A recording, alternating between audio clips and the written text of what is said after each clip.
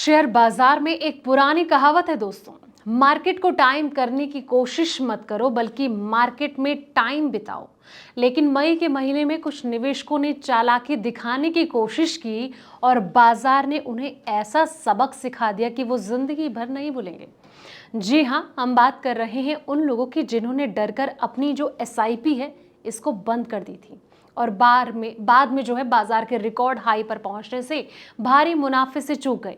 लेकिन सस्पेंस यही खत्म नहीं होता है। सबक सीखने के बाद भी बाजार में एक नई जिद देखने को मिल रही है। लोग एसआईपी बंद तो नहीं कर रहे, लेकिन अपनी मंथली इंस्टॉलमेंट रोकने की रफ्तार अब भी बरकरार है। आखिर निवेशकों के दिमाग में कौन सा कंफ्यूजन चल रहा है? आइए डिकोड करते हैं इस पूरी इनसाइड स्टोरी को, इसलिए वीडियो को एंड तक जरूर देखें। नमस्कार, मैं हूं आपके साथ संध्या अबिष्ट और आप देख रहे हैं द इकोनॉमिक टाइम्स हिंदी। दोस्तों, शेयर बाजार में जब भी बड़ी गिरावट आती है तो सबसे पहले छोटे निवेशकों को भरोसा जो है वो डगमगाने लगता है। कई लोग अपनी एसआईपी रोक देते हैं या फिर निवेश कम कर देते हैं क्योंकि उन्हें ये लगता है कि बाजार में पैसा फंस ना जाए। लेकिन मई 2026 के आंकड़े बताते हैं कि अब भारतीय निवेशकों की सोच बदल रही है। म्यूचुअल फंड उद्योग के ताजा आंकड़ों के मुताबिक जो है मई महीने में निवेशकों ने बाजार की अस्थिरता के बावजूद निवेश जारी रखा। नई एसआईपी खातों की संख्या बढ़ी है। एसआईपी बंद करने वालों की जो संख्या है वो घटी है।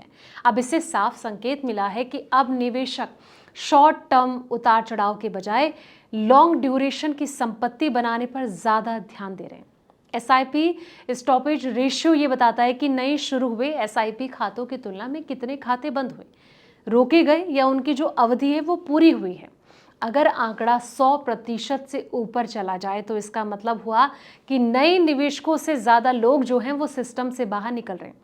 मई 2026 में ये जो रेशियो है 94.46% पर आ गया, जो कि पिछले 2 महीने की तुलना में बड़ा सुधार माना जा रहा है। दोस्तों, मई के आंकड़े अगर देखा जाए तो निवेशकों का जो भरोसा है वो दोबारा मजबूत हुआ है। बाजार में गिरावट के दौरान निवेश जारी रखने वाले लोग जो हैं वो भविष्य में औसत लागत कम करने का फायदा उठा सकते हैं। एक्सपर्ट ये मान रहे हैं कि यही वो समय होता है जब अनुशासित निवेशक और घबराकर बाजार छोड़ने वाले निवेशकों के बीच अंतर दिखाई देता है। बाजार को टाइम करना क्यों इतना ज्यादा खतरनाक साबित हो सकता है? कई निवेशक ये सोचते हैं कि वो गिरावट के समय पैसा निकालकर बाद में फिर निवेश कर लेंगे। व्यवहार में ये जो रणनीति अक्सर उल्टी पड़ जाती है क्योंकि बाजार के सबसे अच्छे दिन अचानक आते हैं। इतिहास बताता है कि बाजार के जो बड़े रिटर्न कुछ गिने चुने दिनों में ही मिलते हैं। अगर निवेशक उन दिनों बाजार से बाहर निकल रहे हैं तो उसकी पूरी कोशिश यात्रा जो है वो इफेक्ट हो सकती है।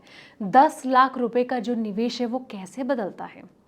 फंड्स इंडिया के विश्लेषण के अनुसार अगर किसी निवेशक ने 1999 में निफ्टी 50 टीआरआई में 10 लाख रुपए निवेश किए होते तो उसका जो निवेश है वो कई गुना बढ़ सकता था।